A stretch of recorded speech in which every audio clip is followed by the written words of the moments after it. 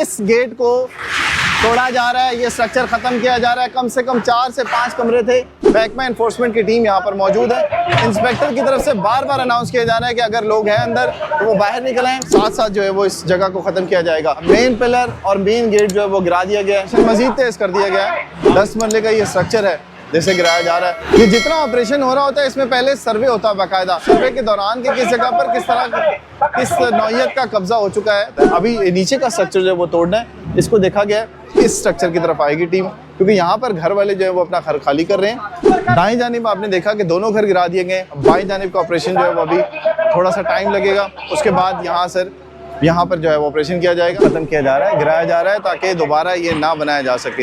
यहाँ से घर वालों ने अपना सामान निकाल लिया। अब इस स्ट्रक्चर को ख़त्म करने के लिए इंस्पेक्टर की तरफ से अनाउंसमेंट की गई है। वक्त दिया गया था कि अपना सामान अगर निकालना है तो निकाल लें। रास्ता जो है वो क्लियर करवाया जा रहा है। साथ साथ क्लियर करने के बाद फिर यहाँ से ये ऑपरेशन किया जाता है। एक कितना बड़ा घर था और अब ये बिल्कुल इसका स्ट्रक्चर ख़त्म हो गया है।